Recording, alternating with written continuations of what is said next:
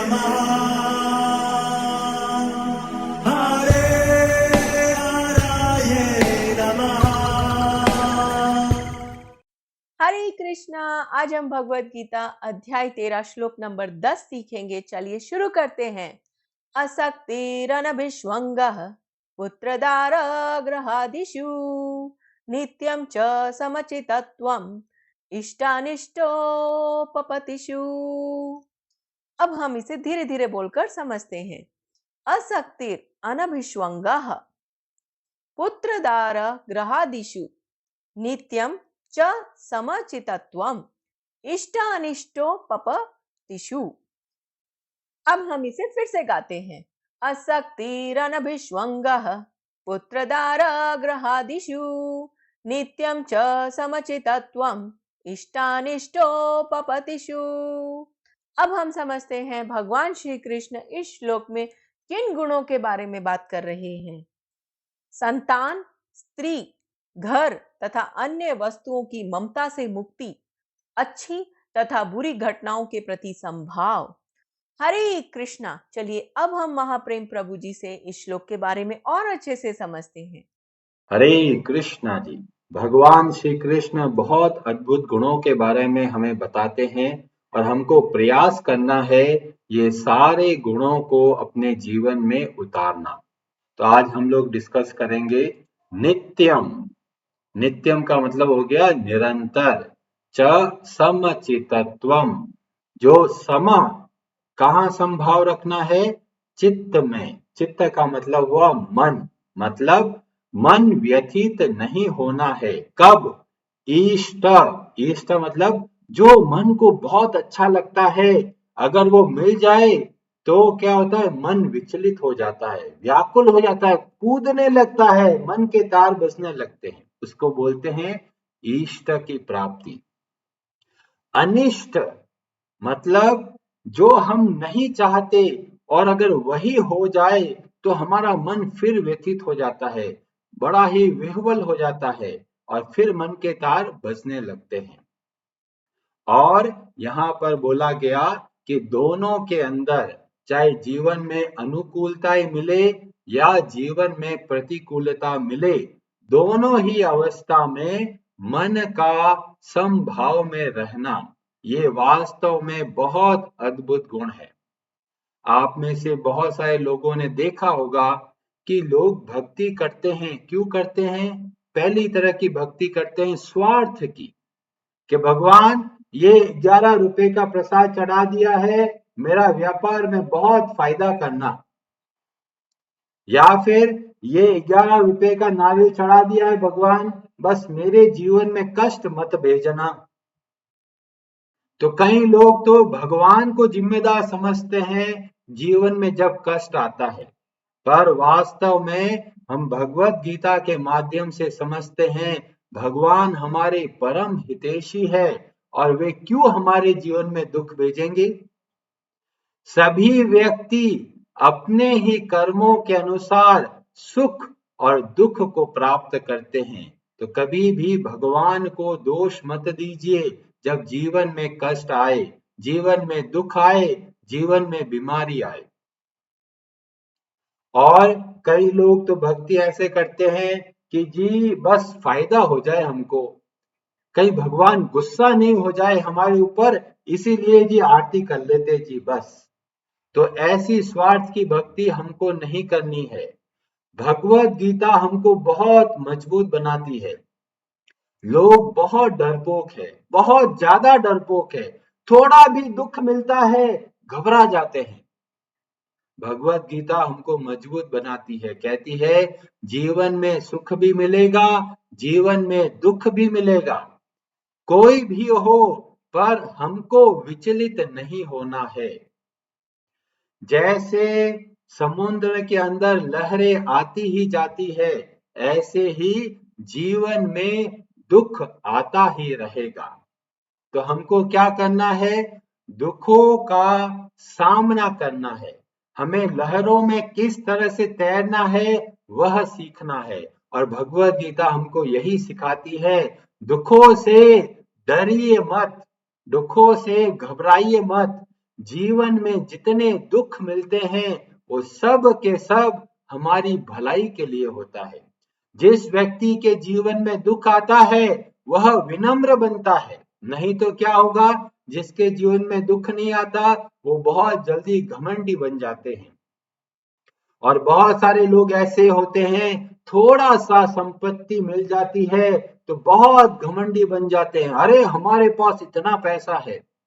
तो भगवान बोलते हैं इष्ट की प्राप्ति हो जाए, 4 गुना आपको लाभ मिले, व्यापार बहुत तेजी से बढ़े, खूब धन धन की बरसात हो जाए, पर भगवान बोलते हैं मन की स्थिरता होनी चाहिए। चाहे अनुकूलताएं मिले चाहे प्रतिकूलताएं मिले। अब कई लोग बोलेंगे अरे प्रभु जी जीवन में सुख मिलता है तो मजा आता है, मन बड़ा मजा करता है, और दुख आता है तो मन बड़ा चिंतित होता है, तो ये तो सामान्य अवस्था है। हाँ जी, ये सामान्य अवस्था है कब, जब हम प्रकृति में स्थित होते हैं, जब हम अपने आप को एक शरीर मानते हैं, जब हम अपने आप को योग में स्थित करते हैं, भगवान का अंश समझ के कार्य करते हैं, तो हम विचलित नहीं होते। तो अभी हम गलत जगह पर फंस गए, और इसीलिए सुख आता है तो सुखी हो जाते हैं, दुख आता है तो दुखी हो जाते हैं। तो क्या करें? तो बोला गया योगस्थ कुरु कर्माणि संगम त्यक्त्वा धनंजय। चाहे जीवन में सुख मिले या दुख मिले, अपने कर्तव्य कर्मों को भगवान की सेवा समझ के करना है। तो वास्तव में भगवत गीता जब समझते हैं तो हम समझते हैं कि जीवन में सुख भी आएगा और दुख भी आएगा, दोनों में बिना विचलित हुए निरंतर भगवान की भक्ति करनी है। और बड़े बड़े महात्माओं से, बड़े बड़े भगवान के भक्तों से, यहाँ तक भगवान के चरित्र से हमें ऐसा देखने को मिलता है। अब कई लोग बोलेंगे जी पैसा मिलता है तो खुशी होती है, तो आप समझिए अगर एक बहुत अमीर व्यक्ति है, उसको अगर कोई 100 रुपया दान में देता है या 100 रुपए का फायदा होता है, तो क्या वो बहुत खुश होता है? नहीं। क्यों? क्योंकि उसके पास पहले से ही इतना धन है, 100 रुपया और दे दिया तो कुछ कुछ बड़ा लाभ नहीं है। अगर उसके 100 रुपए गुम हो जाए तो अमीर व्यक्ति क्या चिंता करता है, क्या रोता है? नहीं। क्यों? क्योंकि बहुत धन पड़ा है। पर अगर एक गरीब भिखारी है, वो बड़ा मुश्किल से 50 रुपए कमाता है, अगर उसको 100 रुपया मिल जाए तो क्या अवस्था होगी? कूदने लगेगा। और अगर वो 100 रुपया गुम हो जाए तो क्या होगा? बड़ा चिंता करेगा, अरे मेरा 100 रुपया गुम हो गया। तो जब गरीब होते हैं, कृपण होते हैं, भिखारी होते हैं, तब ही हमें ये सुख और दुख व्यथित करते हैं। पर जब हम आत्मा में स्थित होते हैं, हम भगवान श्री कृष्ण के सनातन अंश हैं, ये भाव में स्थित होकर कार्य करते हैं, तो सुख और दुख दोनों विचलित नहीं कर सकते। और हम किसके अंश हैं? अखिल ब्रह्मांड नायक साक्षात स्वयं भगवान श्री कृष्ण के हम उनके अंश हैं, और हम छोटी छोटी चीजों के लिए व्याकुल हो जाते हैं। क्यों? क्योंकि हम अपने आप को शरीर मान बैठते हैं, और इसीलिए भगवान जगह जगह पे हमें मजबूत बनाते हैं। और भगवान श्री राम के चरित्र से देखिए कि एक दिन पहले बोला गया कि आपका राज्य अभिषेक होगा। भगवान श्री राम का मन क्या कूदने लगा? नहीं। रामचरितमानस में वर्णन मिलता है कि जो इतना बताया कि भी आपका राज्य अभिषेक होने वाला है, तो भगवान श्री राम के क्या क्या विचार आ रहे हैं आप देखेंगे। उसमें बताया गया, गुरु सीख दई राय पही गयऊ, राम हृदय अस विस्मय भयऊ। विस्मय मतलब बड़ी व्याकुलता हुई। भगवान श्री राम को व्याकुलता हो रही है जब उनका राज्य अभिषेक हो रहा है। वो क्यों व्याकुल हो रहे हैं? वो बोल रहे हैं जन्मे एक संग सब भाई, हम चारों भाई साथ में जन्म हुआ, साथ में खेले कूदे, और ये तो बहुत अन्याय है, जो बड़ा है उसका राज्य अभिषेक हो रहा है। तो अनुकूलताएं जब मिल रही है भगवान श्री राम व्याकुल नहीं हो रहे। और जब कैकेयी ऐसी बात बोलती है कि आपको जाना है वनवास, और उस समय भगवान श्री राम क्या बोलते हैं, मन मुस्काई भानुकुल भानु। मन मुस्कुराई मतलब हृदय में प्रसन्न होते हैं। तो देखिए भगवान श्री राम के चरित्र से कि जब जीवन में जब बोला गया बहुत संपत्ति मिलने वाली है तो व्याकुल नहीं हुए, और जब प्रतिकूलताएं मिली कि वनवास जाना पड़ेगा तब भी व्याकुल नहीं हुए, बल्कि भगवान श्री राम तो प्रसन्न हुए। और क्या बोलते हैं, सुनो जननी सोई सुत बड़ भागी, जो पितु मातु बचन अनुरागी। वो बेटा बहुत बड़ा भाग्यशाली है जो अपने माता पिता के वचनों का पालन करता है। यह है भगवान श्री राम जिनसे हमें शिक्षा मिलती है। हम अपने चरित्र को बड़ा कर सकते हैं। जीवन में जब दुख आए भगवान श्री राम की तरह स्थिर बनिए।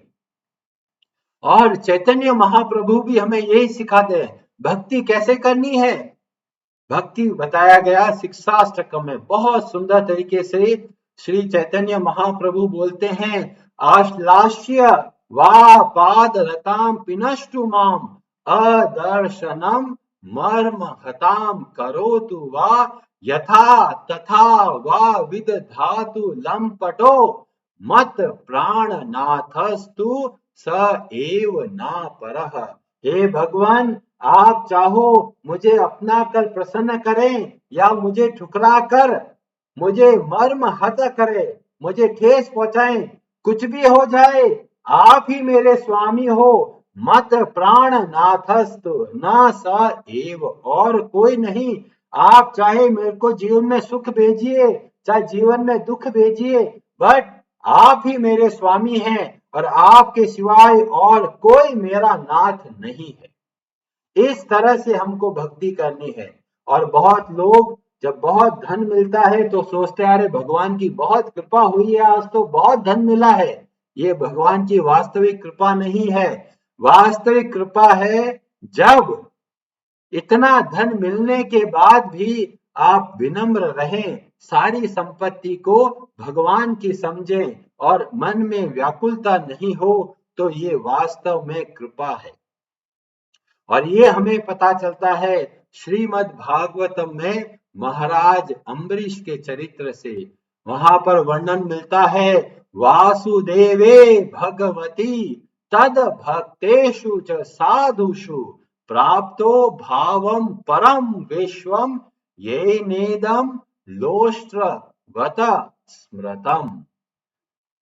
उनको ऐसा भाव प्राप्त हुआ, कैसा कि पूरा विश्व उनकी संपत्ति है। और वो कैसे समझते हैं, लोष्ट्रवत। लोष्ट्र मतलब होता है पत्थर, कंकर की तरह समझते हैं। क्यों? क्योंकि वो मानते हैं सारी की सारी संपत्ति मेरी नहीं है, यह भगवान की है। और ये ऐसा अद्भुत भाव आएगा कैसे? कैसे हम बनेंगे समभाव?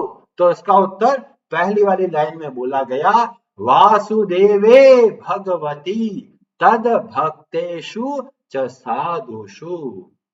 भगवान श्री कृष्ण के प्रति भक्ति, भगवान श्री कृष्ण के भक्तों के प्रति सेवा का भाव जब हम ऐसा करते हैं तो हमारा मन स्थिर बनता है।